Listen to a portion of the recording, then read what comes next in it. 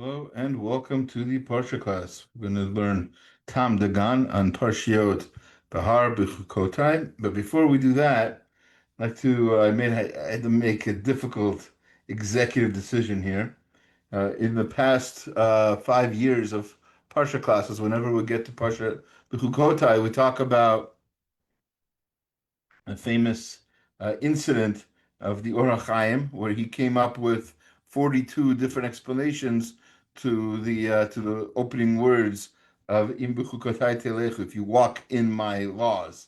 So in the past 5 years, as I said, we've studied the first seven of those. And what I'd like to do over time is I'd like to cover more of them. And if you don't mind, that's what we'll do first before we get into the Tam Dagan. We're going very backwards here. We're going to learn the second of the two parshiot today first, and then we'll get to Parsha Bahar, and then we'll go straight from there back to Bechukotai, if that's all right with everybody. So let's uh, not like you have that much options in the matter. Let's see if I can get that going. Nice. It's not it. There you go. All right. Great. So I can't. There, like I said, we had already seven explanations to what it means to walk in Hashem's chukim.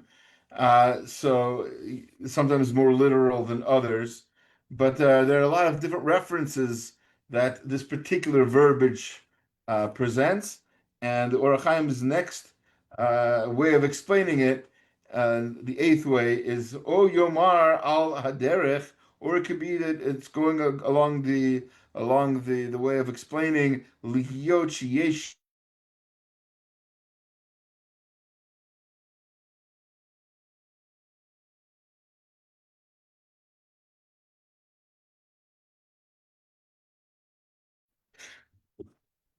Sorry about that. There are two different opinions as they were walking down the road. They had a conversation. Echad Amar Nechlaf Apitcha Davoda Zara Dinchis Yitzrei. He says, let's go by the temple of Avodah Zara, since the Yetzer Hara for the evil inclination that will for worshiping idols. So it's been slaughtered, it's been shechted, and we don't have to worry about it. As opposed to Echad Amar Nichlaf Apitcha Deznut Ki Hechi de Nich Pei Yatsrich Unikabel Agra. So no, he said, let's go by a place of znut of immorality. It'll be a bigger challenge to push down our Yetzer Hara, yeah, and we'll get a greater reward. Uva hakatuv kan v'achriya im ha'omer nichlaf ha'pitcha deznut. So that's what this verse is in the Torah is referring to. That he's right. It's better to walk by an evil place and not be tempted than to go by a place that which you're not being tempted about at all. Um, That's as Vahu Omer. That's why it says Im B'chukotai Telechu. What it means is if you walk, you can walk in my decree, in my chukim, in my laws. Right? What does that mean? Perush Yicholim Atem Melech. You will be able to, if you go in my ways, if you do what you're supposed to do, you can walk anywhere. You can go anywhere. Your Yetzer Hara is being already pacified, is being weakened by the fact that you learn Torah. Va'ani maftichicham she'et mitzvotai tishmeru. The mitzvot will guard you. Go anywhere you want. You don't have to be afraid of anything, as long as you're keeping strong. Shayu kofim yitzram, because people who study the Torah, they are weakening their Yetzer Hara. Vim tomar v'lama yachnis asmo besafek zeh. You might ask, why should a person, just in case, maybe a person shouldn't tempt fate like that. and shouldn't um, test themselves. Amar ve'asitem otam. That's why our verse says, perform, do them, do that. Kedei shetiltelu schar k'osem mitzvah kevan shebal yedchem ha'avon.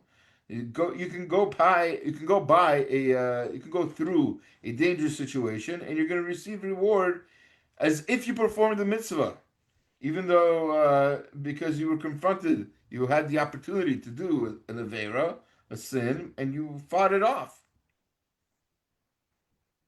V'hu me'amram sham unichpei liyisram kihechi likabel agra. So that's the meaning of what the rabbi said. So weaken our own Yetzer Hara so that we will receive reward. That was that second opinion of which direction to go. If you have two paths to go by, go through the spiritually more dangerous path. You can be confident if you're actually doing what you're supposed to be doing, that won't be a challenge. And this is a very, very controversial thing to say. Most, I think, Bali Musa would say that it's not a good idea to tempt fate like this. So this is the Or Chaim's opinion clearly is that once you're able, once you're confident, once you really know that this Yetzer Hara does not bother you. If you really know, for example, everybody likes food analogies, and it's Taam Dagan, so why not, right? So if you really know that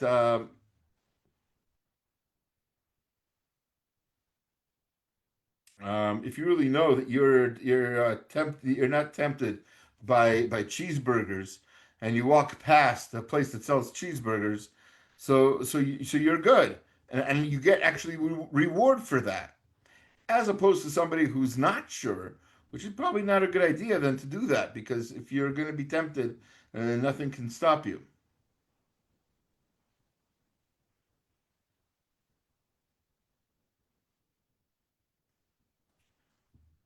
Okay, great. All right. Let's go. I think we have time for one or two more from the Orachaim, other of these 42 pshatim, of these two different these explanations. Or Yirzal derech omrim zal the Mishnah Chasidim, or we can go according to the laws, or according to the message that we can learn from the Mishnah of the righteous. That's what he calls Pirkei Avot. In the sixth chapter, it says, "HaTorah niknes ba'arbaim shmona dvarim." The Torah is acquired through 48 ways. Kilo al harosa likno Torah yasi kinyana. This, what does that tell you? That not everyone who wants to get Torah will be able to do it. You need to have these particular midot. You need to have these characteristics. Ela be'emtsaut harbaim shmona dvarim. Somebody who has these 48 qualities, who Amar Khan, that's the person that's being referred to in our verse, in our pasuk, because im Bechukotai teleku, im atem chafetzim lahasig haTorah. If you will walk in my ways means if you want to master the Torah, Tanai hu hadavar, it depends. You're able to do that. You're only able to master the Torah. Ve'et mitzvotai tishmor v'atzitem otam. Shehem otam barabayim v'shmona dvarim. Keep my commandments and do them. Which how do you keep the commandments? Some of the commandments depend on your character. You have to have those 48 characteristics that are required. So our Torah, this pasuk then is saying, according to this ninth explanation, that you need to have these characteristics to to really master the Torah. And ki yesh bahem bechinat bahaniot uchenegdam amar tishmoru. This is because some of these 48 things, these characteristics, are have to do with holding back. They have to do with keeping, with tishmaru, with protecting, and that's why it says you shall guard, right? V'yesh bahem bechinot maaseh. Hamasa, Chenegdam Amar Vasitem, and some of them have to do with actions. And so therefore that's why the rest of the verse says to do them, to perform them. So in other words, the guarding is part of the, I don't know about exact half. There's 48. I don't know I can't, I don't have all 20, all 48 of them memorized. But suffice it to say that they, one second, I'm sorry. Um,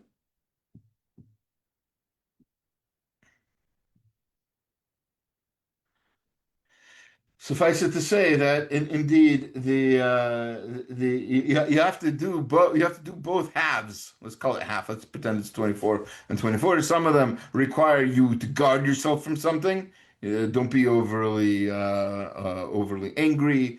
You don't become angry at all. To be patient. To be kind. To all of the other the 48 characteristics. To say something in somebody else's, to quote your source, right? All of that is some of the 48 ways of acquiring the Torah. All right, let's try to do the 10th explanation. It's short enough, I think.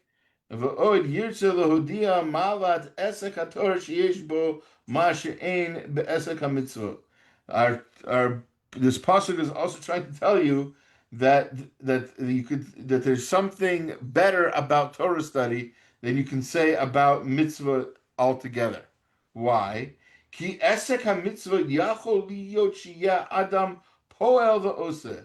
The mitzvah performance is it's possible when it comes to mitzvot that a person um, to do mitzvot his whole life, her whole life. V'yirgom hachet v'yamir kvodo l'hasof l'basof. But then a sin comes around, and you do that, and all of a sudden you lose all of the cover, all of the glory. And you've exchanged your mitzvah performance for one mistake, and it can go away. However, v'lo tizcharna tzidkotav beyond pisho. But your and then if that happens, that person's righteousness won't be remembered, because if that person's sin sort of turned that upside down. Aval mitzvot esek haTorah, but it comes to Torah study. Haftichu ki kol osek b'Torah tzidko omed la'ad v'yeled imod tzidko. There's a promise that's being given that somebody who keeps the Torah and studies Torah, their tzidkut it will stay forever. Al derech omrim, as it says in the Gemara in Sota, ki avera mechabe mitzvah ve'ein avera mechabe Torah. You have it clear, right? A sin can be mechabe, can extinguish a mitzvah, but a sin cannot extinguish Torah.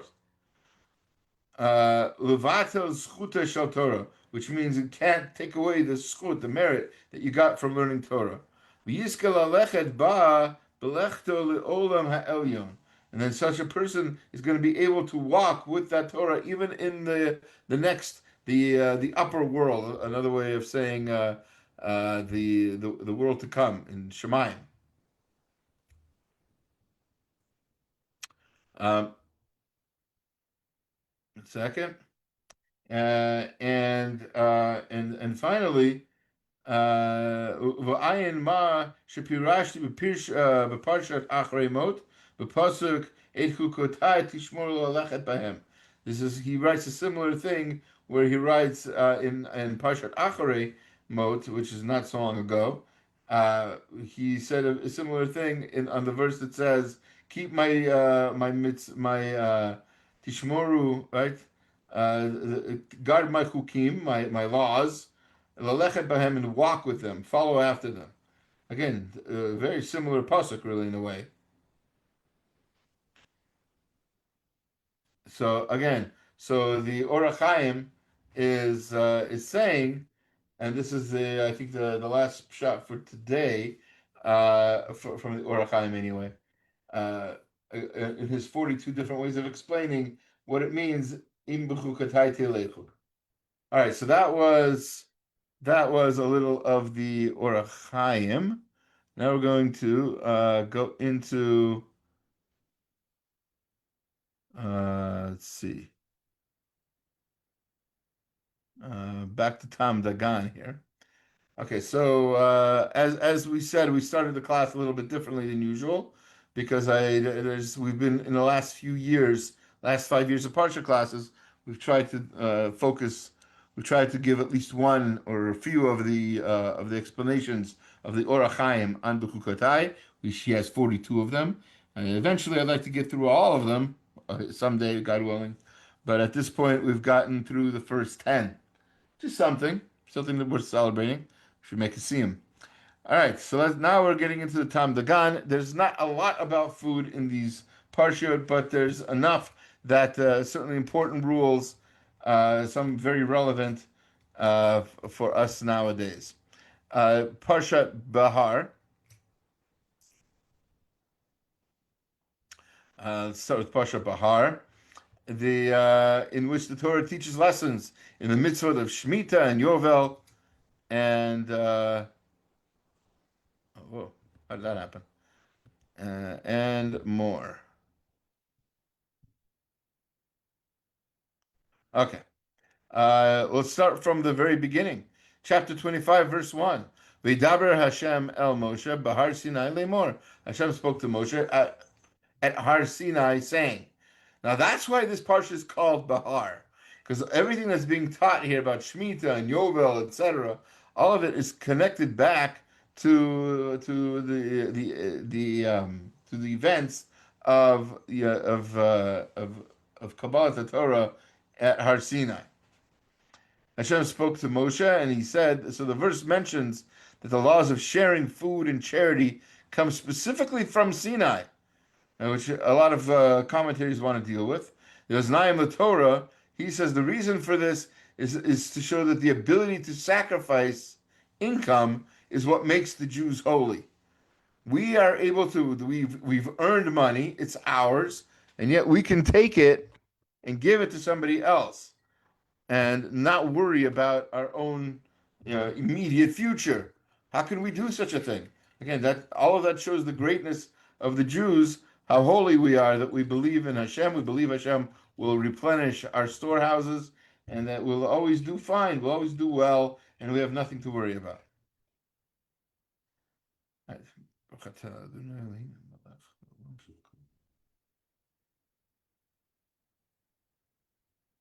Excuse me. All right, next verse for us, 5 verses later, chapter 25, verse 6. Vayda Shabbat haaretz lachem, the Shabbat produce of the land shall be for food. You should eat it. So yeah, there's the food connection. For your servant and for your maidservant. And for your hired work, right? And also for the person who's your toshav, the ger toshav, the person who lives amongst you, the hagarim imach, who lives with you, right? So in the Holy Land in Eretz Yisrael, every 7 years, a Jew may neither plant nor improve the soil. So that's definitely food related. Improve a field of trees, harvest or gather fruit in the ordinary manner. Right? In the Shemitah year, a Jew can eat the produce of what in other years is one's own land, but so can anyone else. So here you are, you've been growing tomatoes in your field, and comes along the Shemitah year, and all of a sudden it's not your field anymore. You can eat the tomatoes from there, but you can't gather them, you can't collect them. You have to only eat what you need at the time, and so can anybody else. No matter how much work and how much love you put into those tomatoes, any old stranger could just walk into your field and eat the tomatoes too. And this produce is not owned by anyone. even though it is considered holy. Give me 1 second.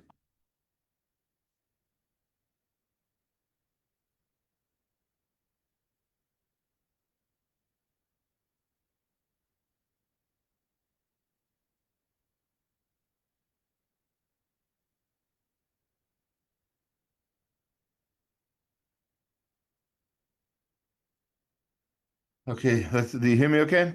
All right, we're back. Okay, all right. Um, yeah, okay. So the next verse for us, chapter 25, verse 7. Uv- V'lid hemtecha, and also for the animal. V'lachaya, and for the wild animal. Asher b'artzecha, that's in your land. Tiyeh kol tevuata le'echol. All of the fruit, all of the produce shall be for food. And writes the Znaim Torah again. I think this is Znaim Torah.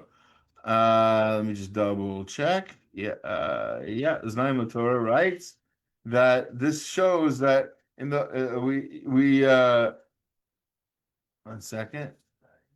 We have to be concerned that even wild animals in Eretz Yisrael are sustained. That's how much we care about everything that lives in Eretz Yisrael. Even wild animals have to be taken care of and fed.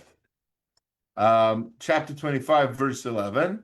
Yovel he, it's the Jubilee now, the next halacha.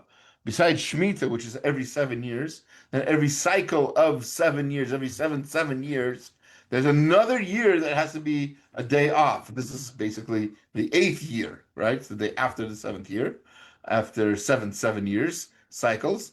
Then you have and so it's Shanat Chamishit Shana. It should be the year of the 50th year. Tialachem Lo Sizaru again. You can't sow, you can't plant. Velo Tiksuru it's Svichaha. You can't reap, you can't etc. Velo Siv Tsuru et Nizaraha, and you can't even gather grapes from the vines. So in the Holy Land, every 7 years, so I should say every 50 years, a Jew may neither plant nor improve the soil, improve a field of trees, harvest, or or gather fruit in the ordinary manner. So we'll get to in a moment. We'll get to what this all leads to, but just a little more on the subject. Chapter 25, verse 19. V'natna ha'aretz pirya, the land will give its fruit, will its normal amount. Ve'achaltem lasova, and you will eat to satisfaction. V'yishaftem lavetach, and you will live securely, safely in the land. Aleha, on that land. So interestingly enough, and here's definitely food related stuff. Due to the enhanced nutritional content in the food, says the Sforno, eating even a small amount during the 7th year will be satisfying, as Rashi says. Keeping the laws of Shemitah also guarantees the sort of national economic independence in Eretz Yisrael's GDP, gross domestic product, that Jews will not need to travel outside the Holy Land to buy food. Again, Sforno says that. By overeating and consuming more than is necessary, the Jews make themselves open to being exiled from the Holy Land, writes the Ktav Sofer, as has happened in the past. The way we eat will lead to the blessings of abundance. In other words, we're supposed to eat in normal amounts. What we're supposed to eat, there's nothing wrong with eating. We're supposed to eat what we need, and not more than that. As we'll see in the curses in Bechukotai, that this could be related to this parsha, to this idea here. Chapter 25, verse 21. "V'tziviti et birchati lachem," and then I will give my blessing to you, b'shana hashishit, in that 6th year, et hatvua lishlos hashanim, and it shall bring forth produce for the 3 years. Now remember, usually you eat If you know you're not going to be planting anything in the seventh year, so that sixth year is going to give you enough food for the sixth year and the seventh year. During the Jubilee year, that sixth year needs to give you enough food for the sixth year. The seventh year, since you haven't planted anything in the seventh year, for the eighth year, and since you haven't planted anything in the eighth year, that 50th year, then it also needs to provide you enough food for the next year after that. That's a lot of food. It's a big expectation for the sixth year. But that's what Hashem is promising here, that it will actually provide you food for all of these 3 years, besides, of course, that year itself. The sages, this is in the Midrash Yalkut Shimoni on Tehillim, they heap great praise on a person who avoids performing agricultural work during the Shemitah, because the blessing of the sixth year will not be visible to the eye. Now, you don't see it. I mean, you feel it in your belly, but you don't actually see it, says the Kli Yakar. However, for those who need physical reinforcement to their faith, Hashem will make it visually clear that a small amount of food can satisfy anyone's hunger when He so wills it. Right? If Hashem wants it to, the smallest amount of food, says the Sforno, will satisfy the person. The lesson of Shemitah and Yovel is that Hashem provides, and one need not ever worry. That's a general rule, not just for this particular time. Right? In fact, Rav Yosef Chaim Sonnenfeld told the farmer in Petach Tikva that the verse in Yirmiyahu that curses a man who trusts in people and turns his heart away from Hashem, that pasuk refers to one who plows and reaps during the Shemitah, thinking that this is the only way that he will have food to eat. So that's the person who's cursed, right? It's ironic a little bit. He's the one who's most worried. So because he was worried, he's cursed with. So Hashem kind of gives him reason to be worried. A related aspect of the challenge to keep Shemitah is to avoid depriving one's family of their food in preparation for the anticipated lean years. Right? This is in the sixth year. You might be nervous during the seventh year. You might be nervous that you're not going to have any food in the seventh year. Ironically, this defeats the trust building purpose of the Shemitah. That's what Shemitah is supposed to be for. It's an exercise in trusting Hashem. Perhaps the concern is that in the seventh year, one would not dare to eat because of the shortage expected in the eighth. Rav Hirsch writes. In other years, one lives on the harvest of the previous year, as provisions for the following year are already growing in the field. But in the seventh year, nothing is sown, nothing is planted.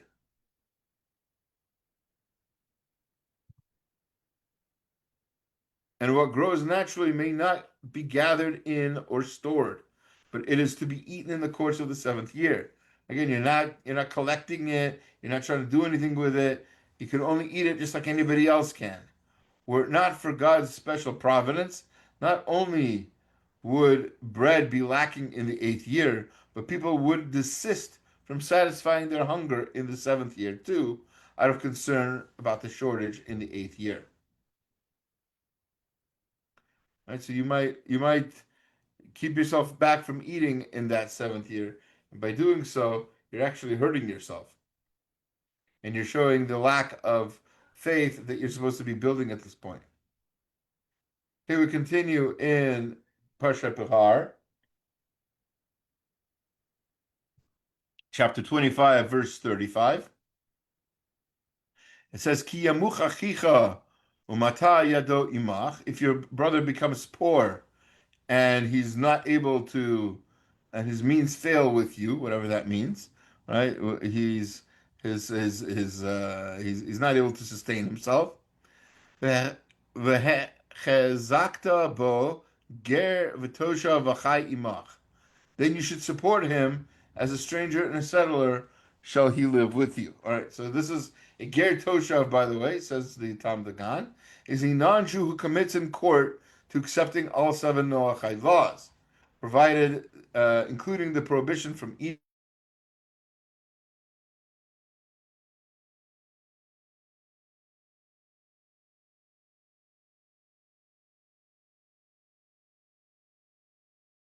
We are supposed to sustain and support the Ger Toshav.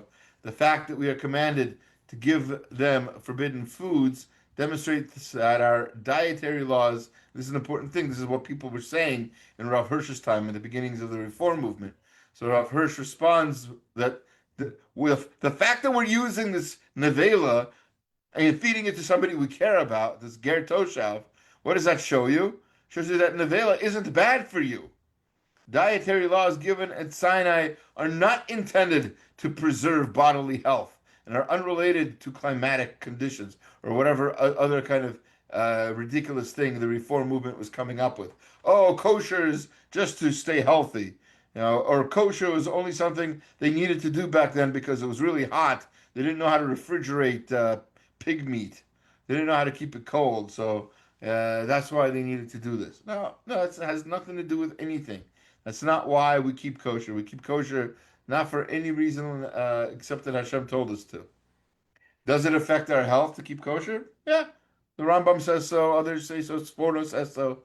But is that the reason, the only reason why we keep kosher? That would be ridiculous. There's plenty of unhealthy kosher foods, and there's plenty of non kosher foods that are probably, I mean, I imagine, probably healthy.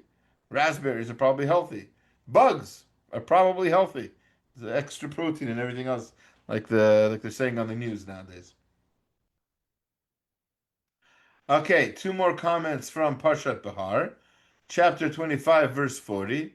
Kesachir ketoshav yeh imach, at shenat hayovel yavod imach.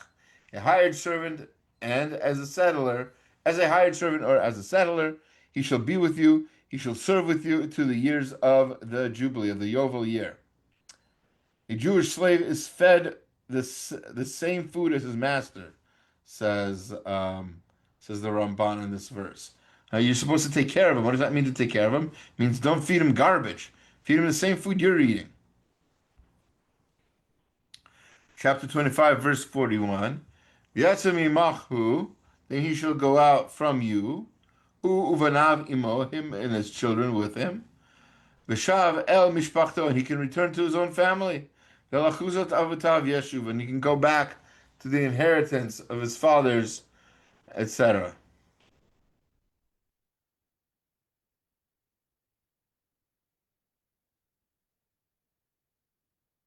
Give me 1 second.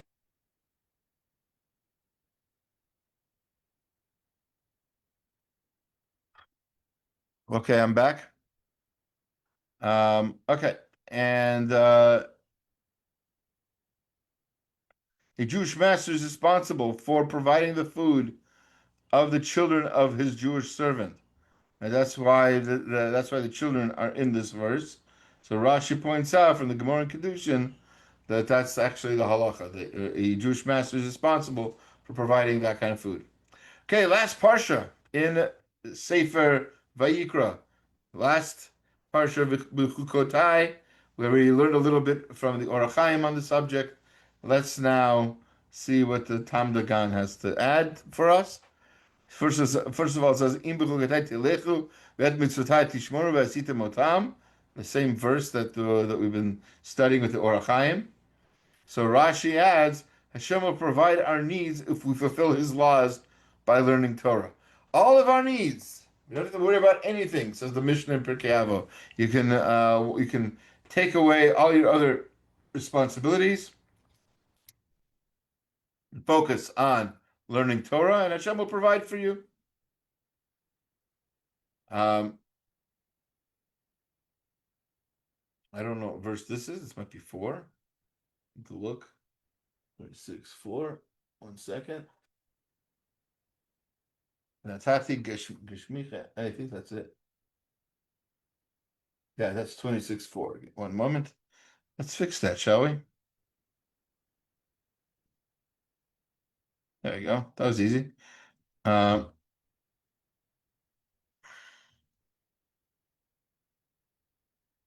great. V'natati gishmechem, and I will give you your rains. Bi'itam, in their correct times. V'natna ha'aretz yivula, and the land will yield its fruit, its produce. V'etz hashada yitain pirio, and the tree of the field will yield its fruit.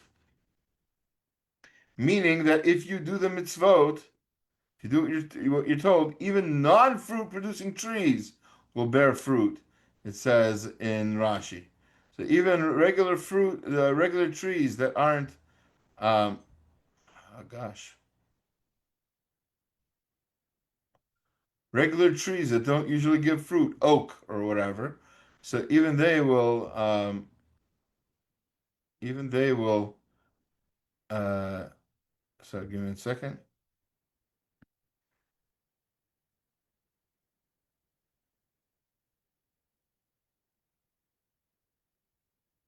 Okay. Um,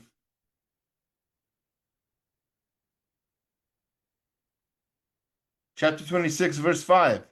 And your threshing shall reach, so v'yisi lachem dayish et batzir, and your threshing shall reach the vintage, right? The young. Vatzir yasig et zera. The vintage shall lead up to the seed time. V'achaltem lachmechem asova, and you're going to eat your bread until you have enough. V'yishavtem levetach ba'artzachem, and you will live securely in your land. That's pretty much the end of the blessings before we get into the curses. But when blessed, what are we blessed with? We're blessed to be satisfied with eating a little. That's a blessing. That's a bracha indeed. That's what all these weight loss drugs are supposed to do. They're supposed to lower your appetite, okay, so you can eat less. So there's a blessing to that. We will thus have a surplus of food with which to feed Eretz Yisrael's new emigres, the new immigrants.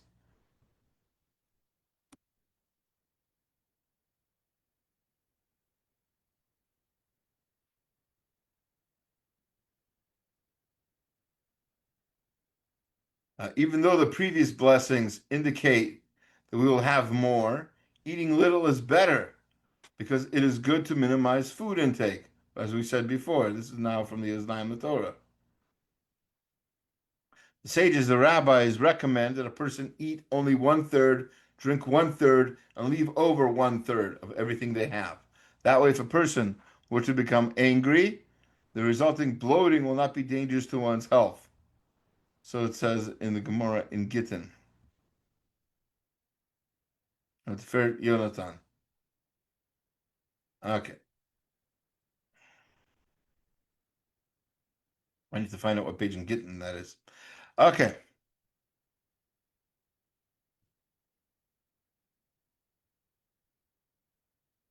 Chapter 26, verse 10. V'achaltam yashan, you're going to eat old food, no shan, and it'll be kept in storage. Mipnei chadash tatziu, and you shall bring forth the old from before the new. One of the blessings for the Jews following the word of Hashem again is food related. Food will improve as it ages. Says Rashi, as it gets old, it's going to actually be better, kind of like wine. Okay, chapter 26, verse 16. Af ani it says zot lachem. I will also do this for you if you're gonna treat me with what Rashi what the Torah says is carry. If you treat the Hashem's mitzvot like they're passe, they're old school, they're not relevant anymore. Right? I'll do them. Maybe I'll do them, but it's gonna be like a hobby for me. I'm not really invested. I'm not really involved. So if that happens, af ani says zot lachem, I'm going to behave like that to you also. V'hifkadeti alechem behola et hashachefet ve'et hakadachat mechalut einayim. I'm gonna appoint terror over you, even consumption and fever. That shall be make the eyes fail. That you're not gonna be able to see things. Medivos nafesh, and your soul will become depressed. You're gonna be always hoping for something. It's not coming to you. Umedivo zaratem larik zarachem yachaluhu ivehechem, and you're gonna sow your seed in vain, for your enemies are going to eat it. There you go. Um, One of the curses for the Jews, if they reject the Torah, is that the seeds they sow will not sprout. And even if they do sprout,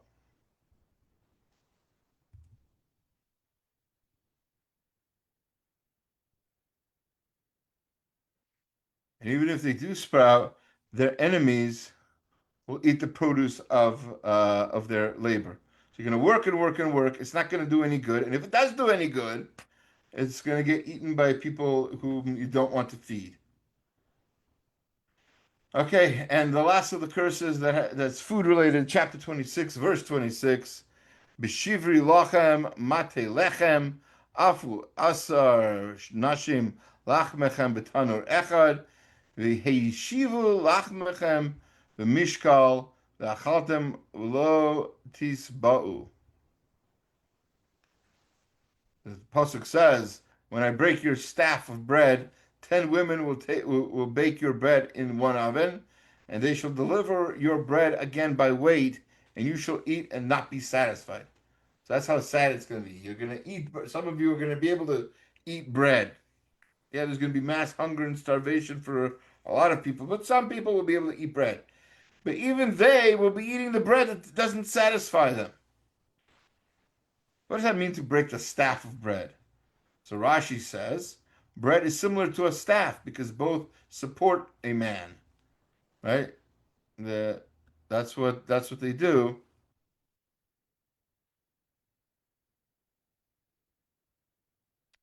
Uh,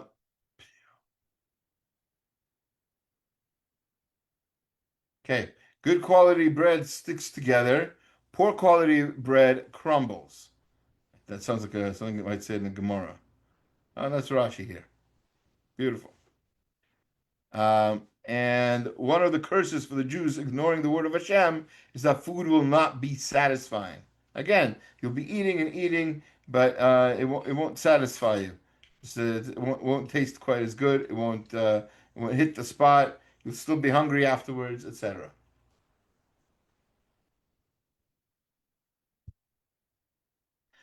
All right, last chapter. Two more comments. Last chapter in Bechukotai, chapter 27, verse 8. And here we're going to be talking about a concept called erech. Erech is a value that's placed on people, and that value depends on age and depends on gender. It doesn't depend on anything else.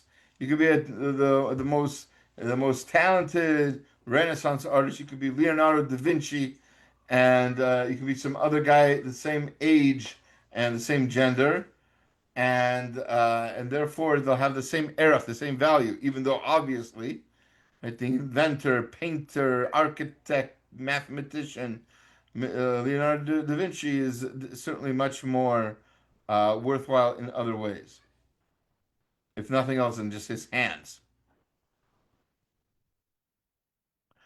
But V'im machu, and if somebody becomes poor, me'ar kecha from for this evaluation, for this erech, v'ha'amidu lifnei hakohen, he should be placed before the kohen. V'arich oto hakohen, and the kohen evaluates him. Al pi asher tasig yad hagoder v'yarichenu hakohen. Right, he's going to be set before the kohen. The kohen's going to evaluate him according to the means of him that vowed. The person who made the vow, that's how the kohen is going to value him based on how much he's able to afford. The erech is a debt, says the Taam Dagan, to the sanctuary that needs to be paid. So it says in the Gemara in Arachim. It's not a joke. It's money you owe. It's a chova.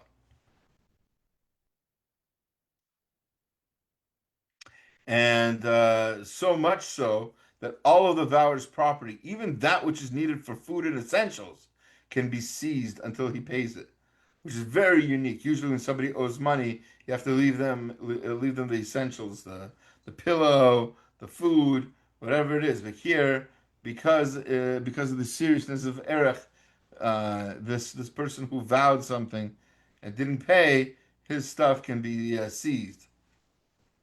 And last but not least, chapter 27, verses 11 and 12. Verse 11 says, V'im kol behema tmeya asher lo yakrivu mimenu karban la'Hashem ve'amid et ha'behema lifnei ha'kohen. So, right? So, and if it is any unclean animal, of which they may not bring an offering to Hashem, then he shall set the animal before the Kohen. Right? So, if you decided to bring a donkey, I don't know, right, non-kosher animal. So, so if that's going to be how you're going to pay your erech, then that cannot be given on the mizbeach, obviously. The aricha kohen otah bein tov bein ra'ah erkacha kohen ken yiyeh. So, and the kohen shall evaluate it, whether it's good or bad. The kohen, as he evaluates it, so it's going to be whatever he says it is. Now, the Gemara, actually, Mishnah in Tamura 7:3, there's a debate whether a superstition is possible. Sorry, a substitution is possible for nevela meat that has been sanctified for the temple upkeep. Since the whole point, the reason for all this, the reason that the redeeming works at all, is to allow people to eat. Back to food again. The whole point of all of this is just so people can eat. It's a beautiful idea, lots of fun. And I just wanted to thank everybody for showing up for the class. And I hope you enjoy seeing this on some of the other platforms that we have, whether it's YouTube, Rumble, Facebook. Enjoy, subscribe. We have 109 subscribers now, unbelievable, and very exciting.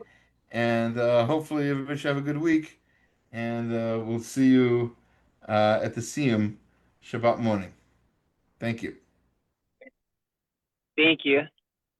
Thank you. Take care.